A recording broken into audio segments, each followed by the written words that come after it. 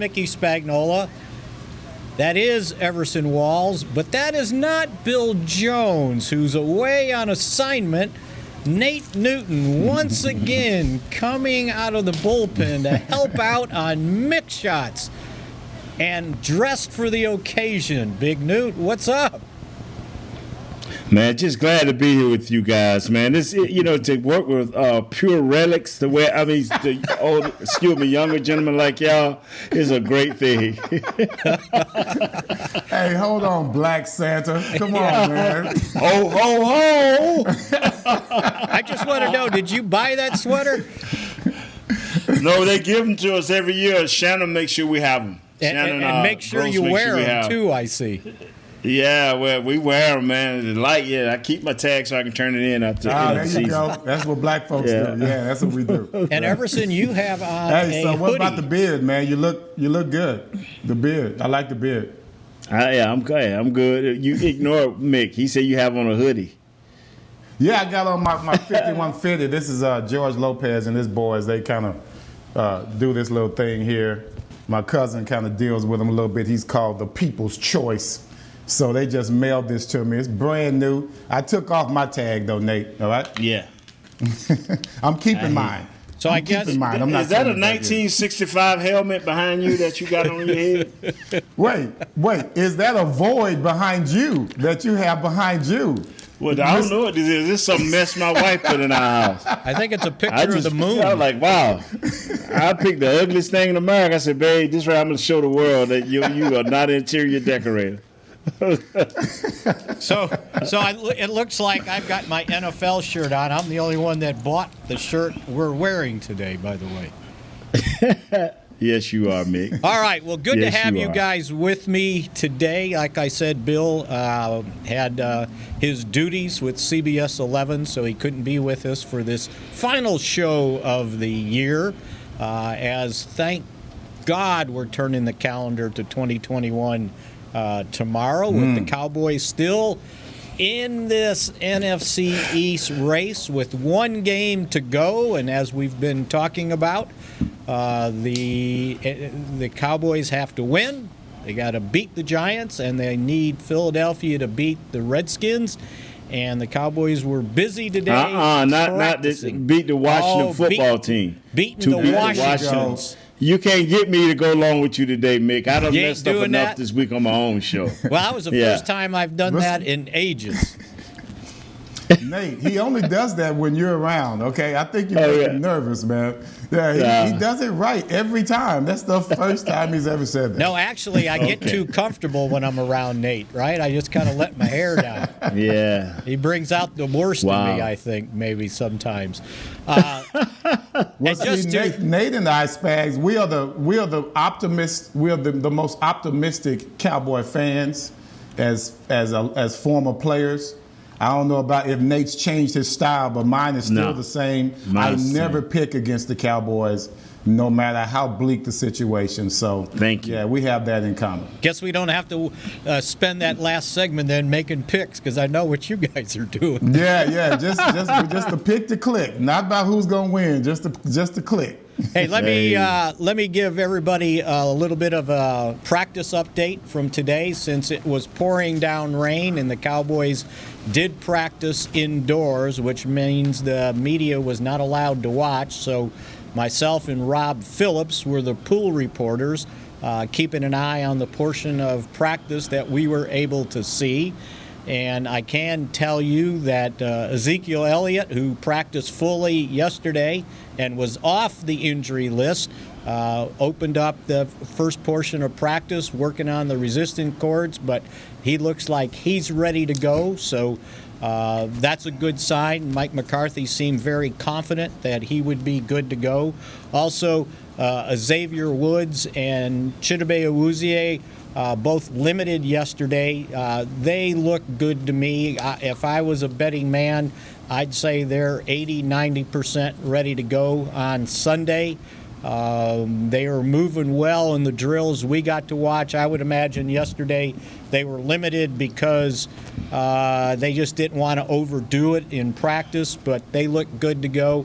Not practicing still.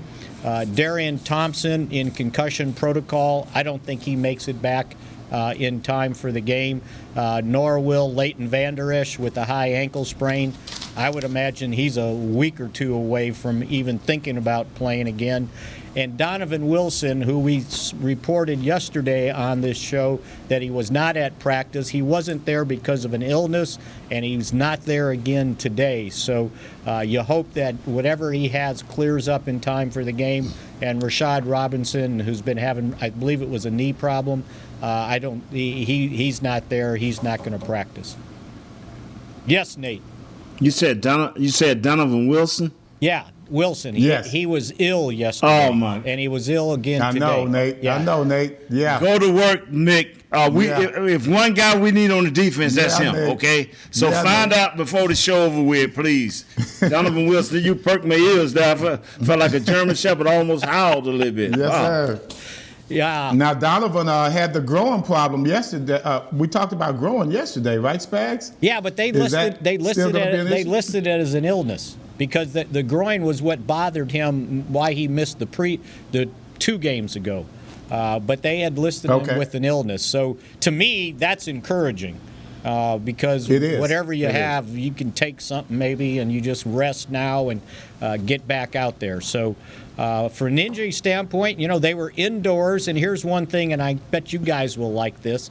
They opened up the garage doors on I think it's the east end of the Ford Center, so they would get some cold air in there for practice, maybe to simulate working at the Middlelands on Sunday. Just a little bit. Well, no, what they have to do then is actually kick a field goal while those doors are open, right? Yeah, right. Isn't that how it worked? Isn't that how it worked in Jersey? That's what I always heard. I was there for a while. I didn't know protocol, but I know that even with the Cowboys and when I left the Giants, they talked about opening up the breezeway, and therefore the kicks would go awry. So that's something that we need to practice. But I wanted to ask Nate, what you like about Donovan Wilson, man? Talk to me. Just his energy.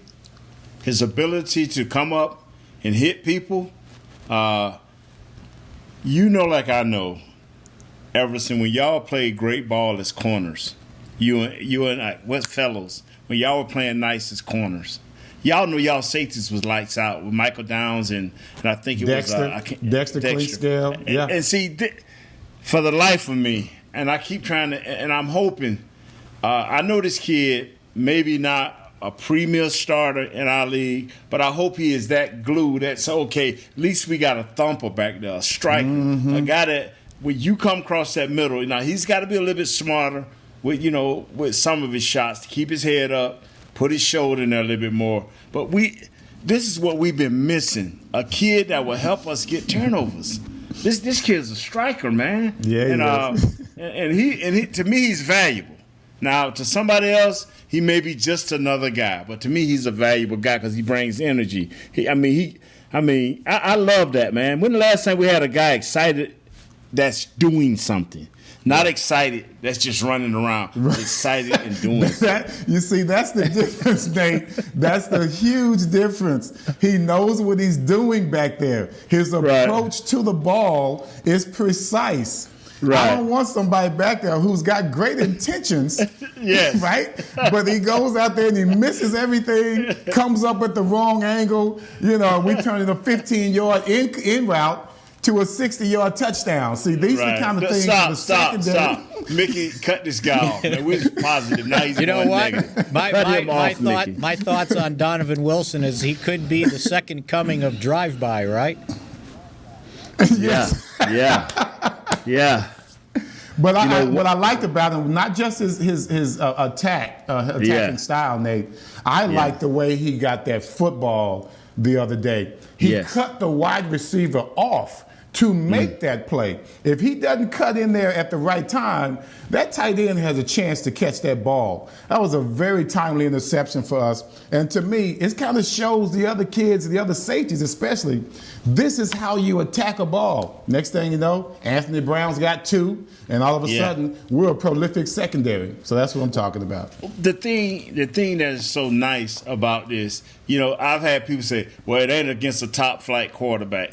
Okay, I grant you all of that. But whether it was top flight or not top flight, 4 games ago, was nobody getting interceptions. That's right. There was no flight. You have to start somewhere. Yeah, you have to start somewhere. And that's why I give these Cowboys a fighting chance to be successful, because they're enthusiastic about it. It's amazing how we're not even talking about the defensive coordinator, because that's all we could talk about for the up until 4 weeks ago. Now it's about the football players. Now the coaches are getting a chance to see, okay, he's a starter, he's not a starter. If I can get him 25 plays, if we can bring it, they know when this offseason comes, they will know their team, Everson and Mickey. They will know their team. And this is going to be. When you say that. And this is going to be significant. It's going to be significant since we're talking about the defense, because the Giants have been struggling over the last month scoring points. Last 5 games, they haven't scored any more than 19 points. And during their 3-game losing streak, they've scored 7, 6, and 13. So they've struggled. So this defense needs 26 to step. Points. Yeah, they need to step up and make sure that all of a sudden they don't have some renaissance and start scoring points. This defense has to play that well to give this team a chance to go up there and win a game that not only that they need to win, they should win, no matter sitting there at 6-9, whatever the record is. That's a team that they should beat if indeed they want to earn a spot in these playoffs. And that's great. Go ahead, Nate. I'll ask you a question, make a question. I got into a little difficulties with my last gentleman on our show. Do you look at this team as just an average team? I'm talking about the Dallas Cowboys are a good team. I think they're a good team because now they're beating the average teams. And I think they're just a good team. They're not a great team by no means. But I think they're a good team because the holes are not as big to me. There's still defensive holes that need to be filled, but they're not as massive as I first thought up until 4 weeks ago. What are your thoughts, Everson and Mickey? I want to just get some different opinions. Go ahead, Everson. Go ahead, Mick. Okay. Well, I will. Okay, I'll go. Because you know what the thing I look. Here's what I wanted to say. Go ahead. Here's what I wanted to say, Spags. When you don't talk about your defensive coordinator, that's when you know you're balling, right, Nate? Yeah. When Mike Nolan's name is not mentioned for the last 4 weeks or so, that means something good is going down, and we're not looking for a scapegoat. Okay? Right. And as far as I'm concerned about this team is a good team, and the reason it's a good team now is because the defense came to the table. Right. Offensively, we always had some type of production, but we always needed the defense to answer for us, to be that support for us offensively. And if you're talking about an entire team, Nate, this is what I tell Spags and the guys all the time. You got to be good in all facets of the game. That's special teams as well. And I think we have a very good special teams with CeeDee Lamb back there. I'm looking for this guy to break one real soon. I'm talking about to the house, because the special teams is ripe for continuing to make big plays for us. So I think with you looking at all facets, like you said, just a good team. Not a great team yet, but I'll take that good team when that entire unit is together. They're all thinking together, and no matter who fails or who doesn't make a play, somebody's going to cover your butt. That's the team right there. See, and I think that what happens is I know everybody wants to diminish what they've done in this 3-game winning streak because of who they've beaten. But you can only beat who they tell you to play, right? And they beat teams that were kind of their own ilk, which they should have done, what a good team would do. But I also wanted to point out that since the Cowboys beat Cincinnati, they ended up beating Pittsburgh and Houston. Since the Cowboys beat San Francisco, they beat Arizona. Now, the Eagles, we'll see what happens this week, but during their losing streak here, I believe they've lost 6 of the last 7, their one win was against the Saints. So these teams have kind of showed that they can win some games, but you beat them, and that's all that counts. And you scored 30 points in each one of these games and came away with 10 takeaways. Those are the things you should be doing against a team that you don't think is very good, or everybody else doesn't think it's very good. So I'm sort of with this, and Andy Dalton said it last week after the game. Say they get into the playoffs, and everybody's going to go like, oh, they're 7-9, they're in the playoffs. Whatever you did before doesn't matter. It only matters now going forward. And thank God it's a new year. Maybe something's changing, that once we get past today, that 2021 will be much kinder than 2020 has been, not only to the Cowboys, but basically to all of us, right? That's right. Hey, Nate, did you see our new quarterback? Did you see our new quarterback from the Grease production? Andy Dalton. Andy Dalton. Did you see it with his leather jacket on, his hair? He has not had a bad hair day. Grease production.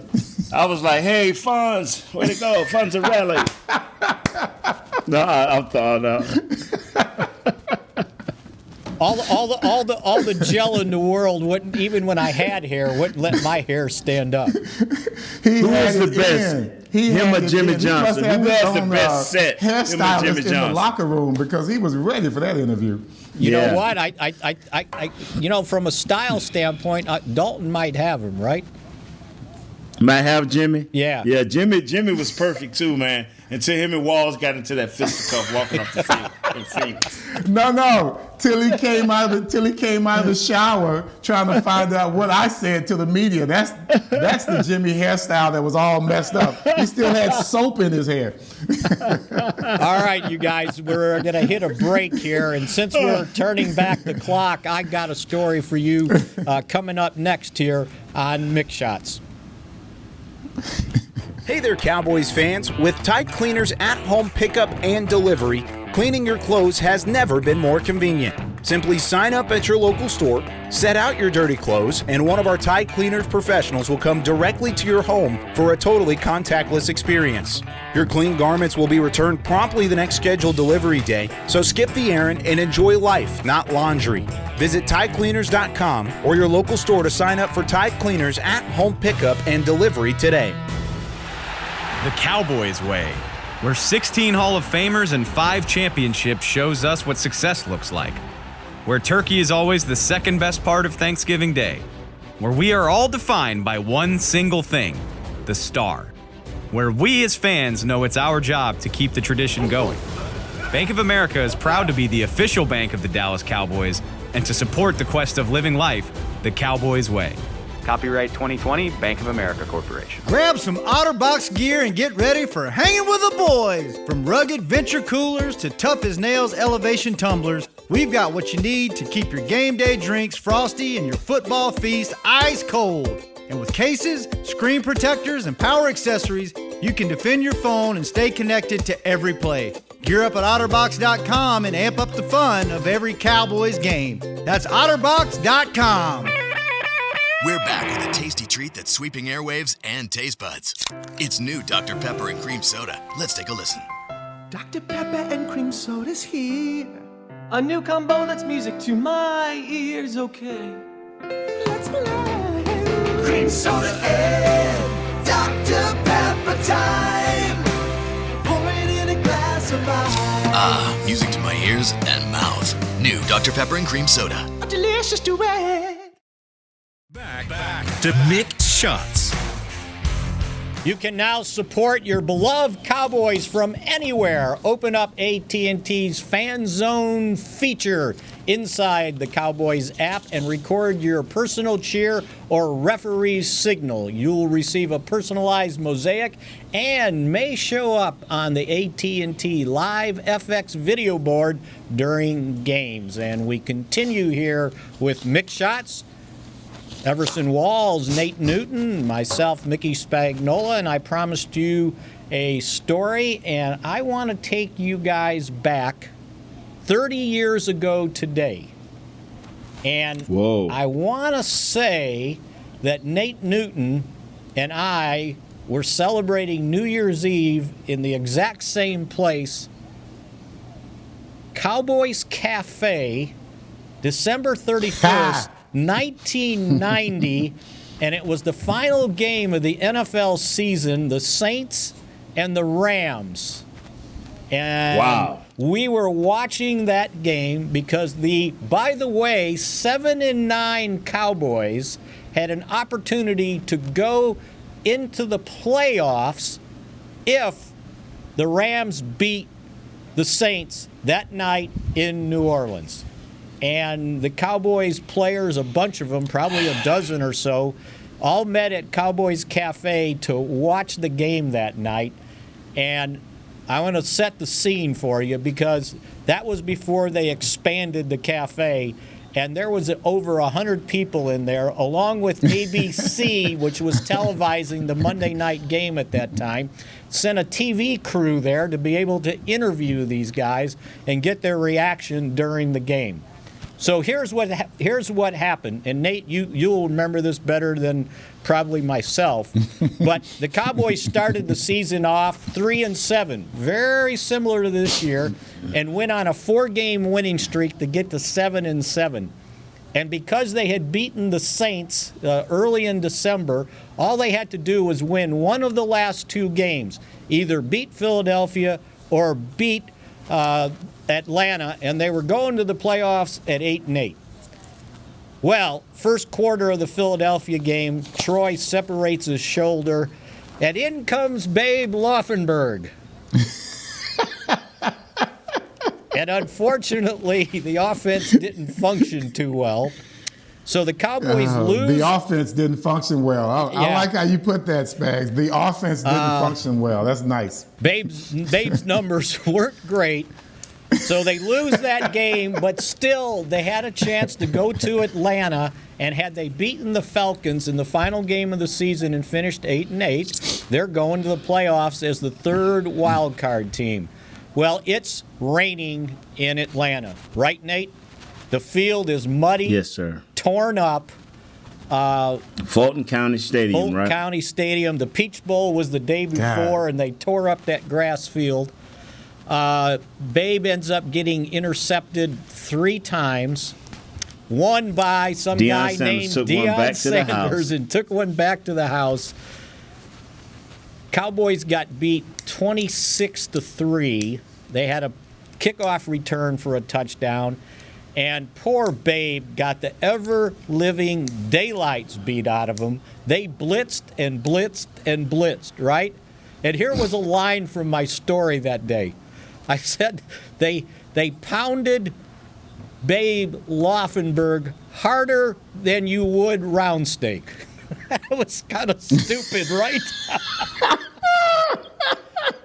He was getting hit every time he dropped back to pass. Oh, it was unbelievable. Oh, my God. So you remember that game, right, Nate? Yeah, because Babe was so bad, so I think I fell on him a couple of times. Did you got a half a sack, Nate? Oh, man. It's like Babe got hit so many times. One time, Babe was giving me a hand up like, bro, I know how bad it is out there.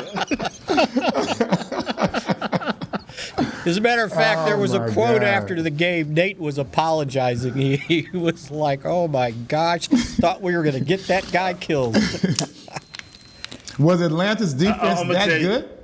They were like 4. They were just blitzing. They had Deion out there, man. Yeah. And that took care of that side of the field. We wasn't going to throw the ball over there at all. But Babe was under such siege at the time. Babe was throwing it anywhere, but he's like, I'm not holding on to this ball. Y'all do what you want to do up front. I'm letting it go. So anyway, did the Falcons make the playoffs? No, they only They only won 5 games. Yeah. That was their 5th win. But they had Prime out there, man. They had Prime out there on one corner. I don't know who the other corner was. Man, they was bringing McIver, probably Tim McIver. Yeah, they was bringing it, man. So anyway, I felt bad for Babe, man. So anyway, the Cowboys still had an opportunity because they had the tiebreaker over the Saints. Yeah, we did. And they just needed the Rams to win the game. So we're sitting there watching this game. The Saints get off to a 17-3 lead, but the Rams come back and tie it up with 1:17 to go. 17-17. And the guy the Cowboys traded away early in the season, Steve Walsh, leads the Saints back down the field into field goal position. Wow. Now get this. Here's how close they were to getting in at 7-9, which would have been the first team to go from one win to the playoffs the next season. Morton Anderson's lining up for a 29-yard field goal, less than 10 seconds to go to tie the game. Mr. Automatic. Or to win the game, right? To win the game. The field goal gets blocked. Cowboys Cafe goes crazy, right? Well, there's a flag on the field, offsides. That's that Dallas Cowboy conspiracy that I talk about, bro. I'm telling you, Hey, that's Nate, conspiracy. that's real, us. Nate.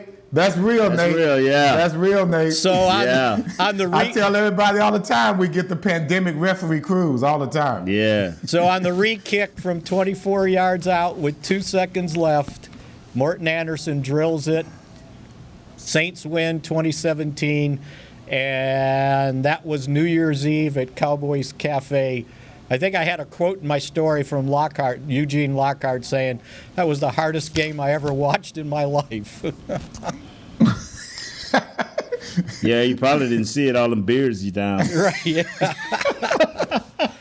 It was free. He owned the cafe, so it was free beer. I don't think he owned it at that time. While you was paying for yours, Walls. Yeah, I was paying for mine in my own cafe. He getting all the free stuff, yeah. So, hey, let me say this right here, So man. anyway, I just wanted to point out the difference between 7-9 then and what people look at if the Cowboys go 7-9 this year. I tell it, you're here. That's why, and I remember it, and I try to express that you're never out of this thing. If your division is that bad, which ours was at that time too, here's the opportunity. You guys were bad. We weren't bad. No, you guys were bad. Okay, we were bad. I'm sorry.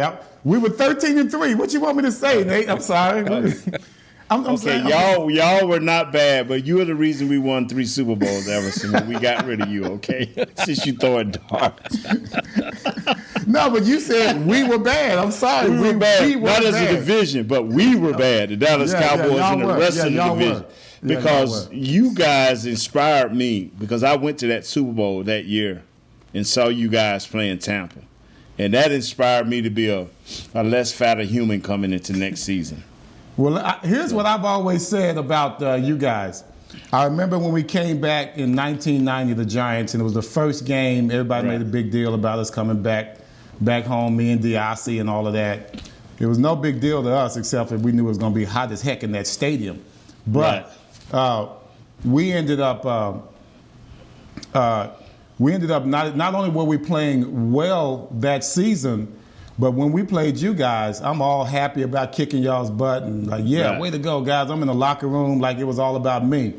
And I was, I went to LT. Right. And I said, hey, boy, way to come in here and take care of some business. And he had this, he looked tired. You know, first of all, it was hot out there, but he looked more tired than usual. And his words were, hey, man, those guys are going to really be good.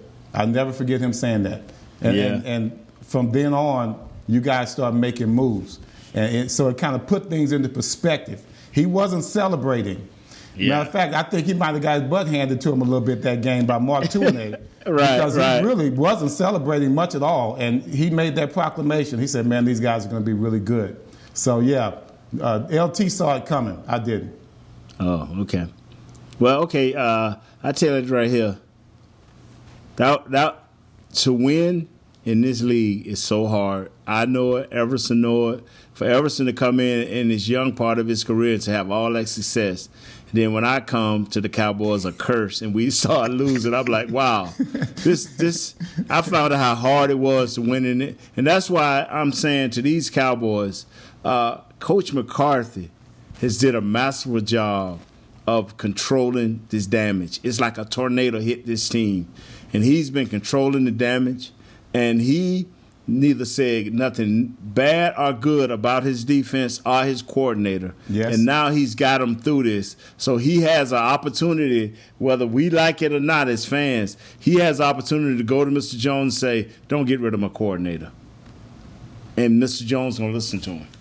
Whereas before, 6 weeks ago, wasn't nobody listening. Nobody cared. So that's damage control, man. It's like a tornado hit this team, and that's damage control.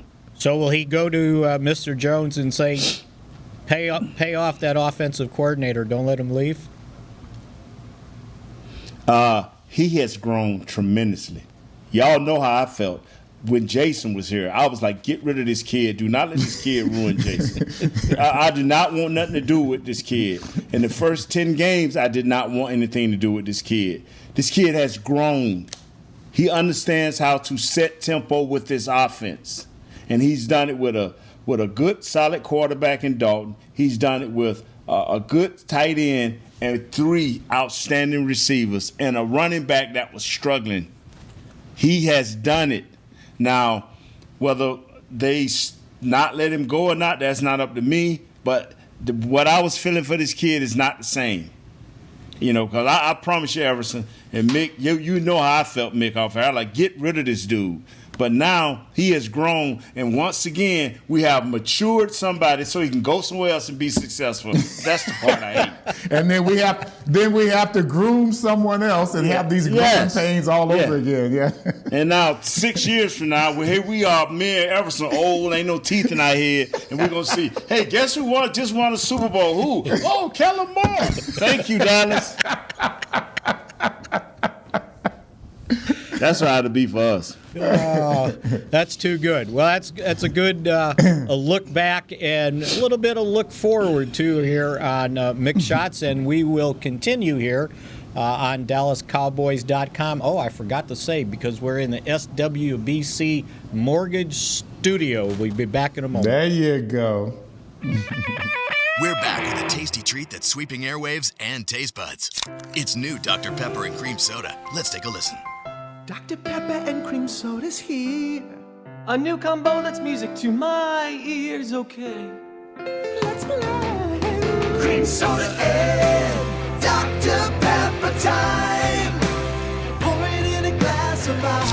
Ah, music to my ears and mouth. New Dr. Pepper and Cream Soda. A delicious duet. Dear, it's 1908. Don't you think we should get electricity? And stop using candles to see at night. It's just electricity lights up the room fast. It's more reliable than candles blowing out, and people seem to love it nationwide. Well, candles are... Dear, did you just run into the wall? Nope. May I have a new candle, please? Historically, switching to new technology is a no-brainer. Today, it's AT&T 5G. Fast, reliable, secure, and nationwide. Switch to AT&T 5G. It's not complicated. 5G requires compatible plan. May not be in your area. See att.com/5G for you for details. I'm Jay Novacek, former tight end for the Dallas Cowboys. Back in the day, I was the guy who always got the tough yards, and that's why I run with John Deere today. In fact, I have a John Deere 3025E tractor that can handle any yard work I need to do, even the tough yards way out back. So if you have 1 acre or 1,000, John Deere has the equipment that's just right for you. Visit a John Deere dealer today and run with us. We are the official tractor provider of your Dallas Cowboys. There's nothing as unique as our eyes, which is why Essilor pioneers ways to make lenses as unique as you. Verilux for super sharp vision, Essential Blue for protection, and Crizal for freedom from glare. 3 cutting-edge solutions in a single unique lens. So whatever your needs, insist on Essilor. Visit your local Essilor experts and find the perfect lens for you. See more, do more, Essilor. Back to Mick Shots. Get the ultimate fan experience for the ultimate Cowboys fan. Join Dallas Cowboys United, presented by Globe Life, starting at just $20. Join now at DallasCowboys.com/United. And we are on our final segment of the final show of this 2020 year here on Mick Shots. Nate Newton joining Everson Walls and myself here in the SWBC Mortgage Studio as it's pouring down rain here in the Dallas-Fort Worth area. Matter of fact, it woke me up early this morning, and I don't think it's quit raining since. You guys realize what would have happened if it was like 10 degrees colder? Yeah, we'd be in Jersey. We'd be in New Jersey. It'd be like it, right? That's right. What would have happened, Mick? You'd have been outside shoveling snow off your driveway. No, because if it had been 10 degrees more cold, I'd have just not got out of my bed. I'd have had my computer in my bed looking at y'all. That's what happened. Yeah, man, I'm still in the bed. Hibernating. The bear is hibernating. Hey, I wanted to point out one other little stat here going into this game since we were talking about offense and we were talking about Kellen Moore. I noticed this Giants defense has been very susceptible to the run in 5 of the last 6 games.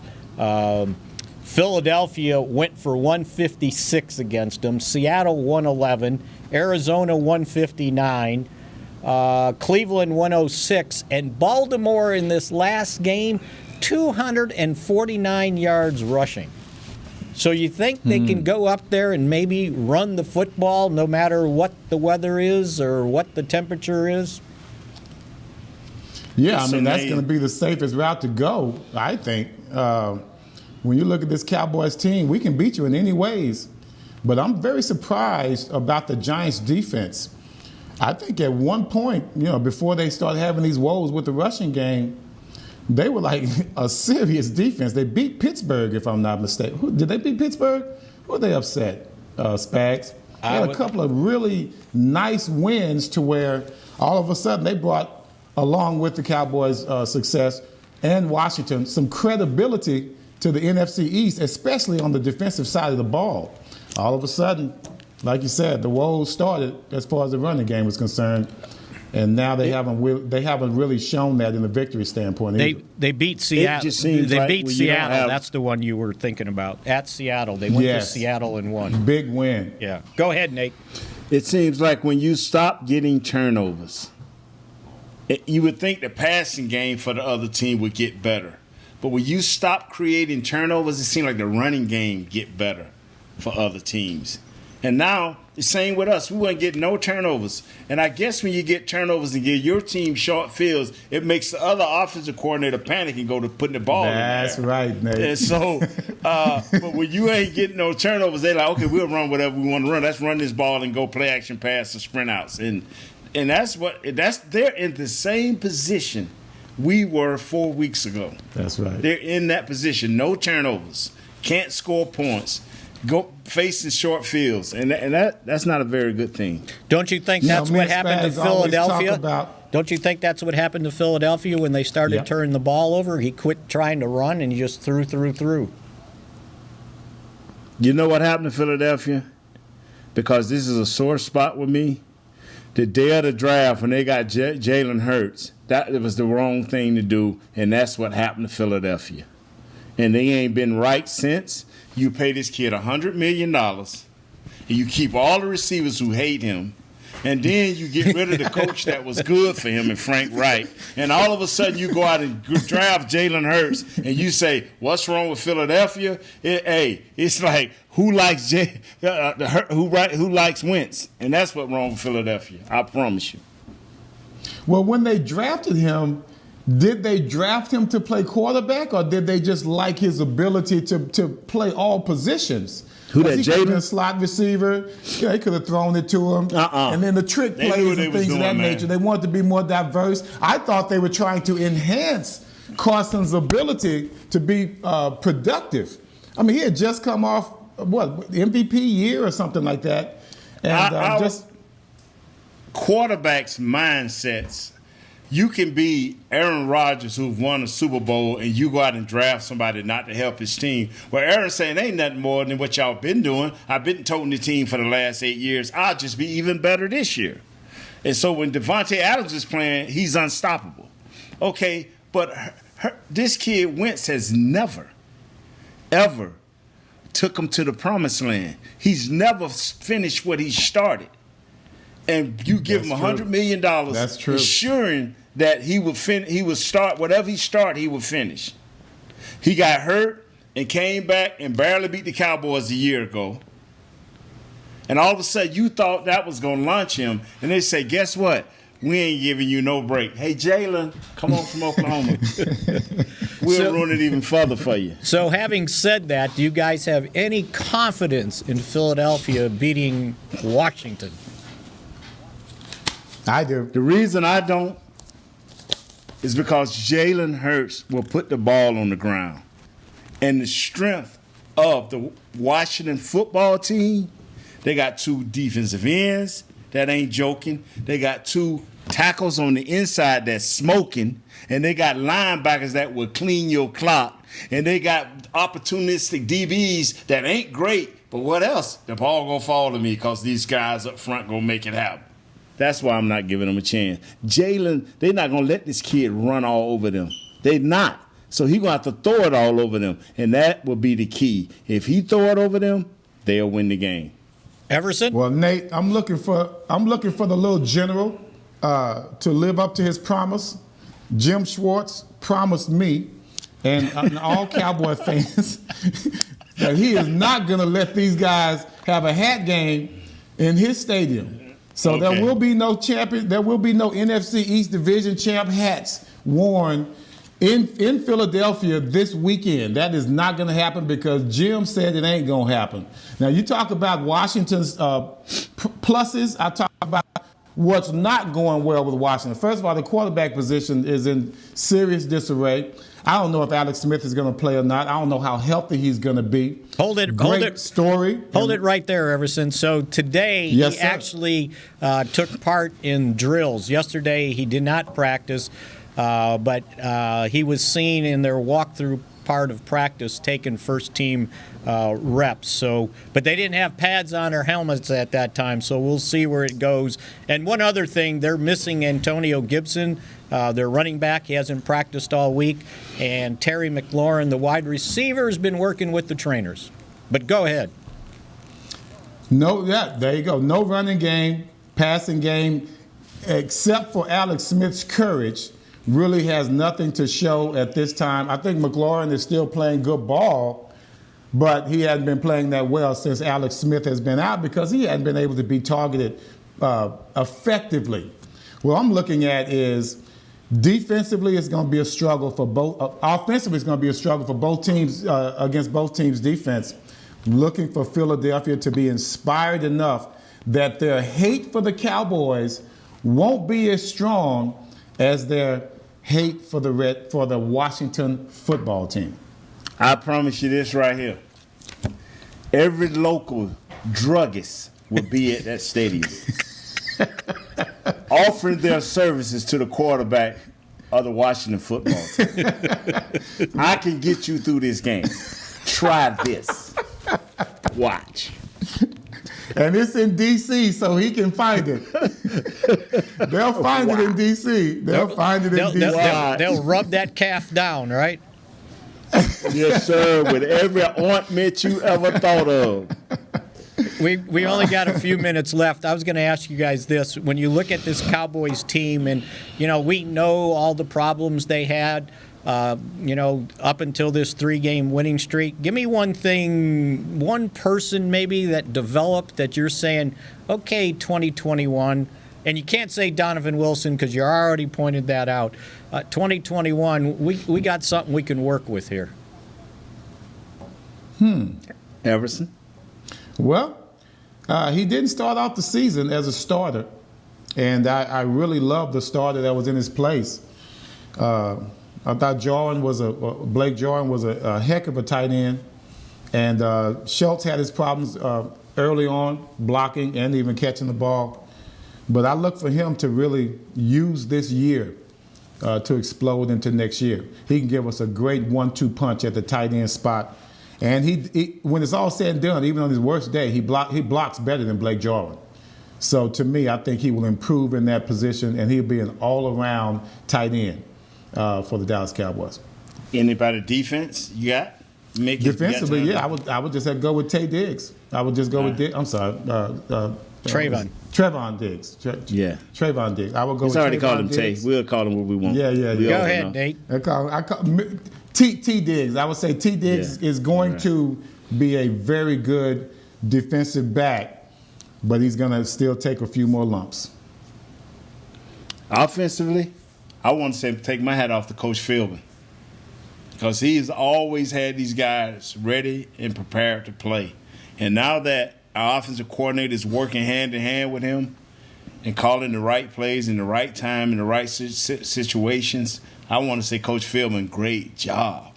Great job. I mean, you had the least to work with besides, since we got rid of all that waste on defense, you've had the least to work with, and you've made the most out of it from our offensive play. And on my defensive side, I don't care what you say, Mick, that striker called Donovan Wilson, I love you, baby. I love you. Keep coming, baby. Keep coming. I know Mick don't want me to bring your name up. Donovan Wilson, that's my guy. All right. And Mr. Energy. And I'm going to take, and it's not a new guy, but it's an old guy who's a new person. And I think Randy Gregory is showing that he could be a stud in this league. And I always say this, he seems to have turned his life around. And I think what he did in this last game is very representative of what he can be now that he's got his sea legs under him. I think we all forget he missed those first 6 games, missed basically the seventh game. Played very little as the season was going along. Then all of a sudden, the more snaps he got, you can see how destructive he can be against an offense, especially if you don't have a big-time left tackle to be able to deal with him. And I don't know if you guys been able to listen how he's handled his interviews. He's speaking. Man, he's just speaking so with a clear mind. Yes, and just not aggressively, but just meaningful, right? No wasted words. And I'm thinking, gosh, this guy might have it together, and if he's together, they may get the guy they thought they were drafting and took a chance on in 2015. So to me, Randy Gregory going forward certainly would be a bright spot. I guess we don't have to spend a lot of time picking the games, right? You guys, you want to give me a score? We know who's going to win. You know? Yeah. By the way, Anthony Brown's getting another pick. Anthony Brown's getting another pick this weekend, by the way. Going 3 for 3, right? Third one in the third game.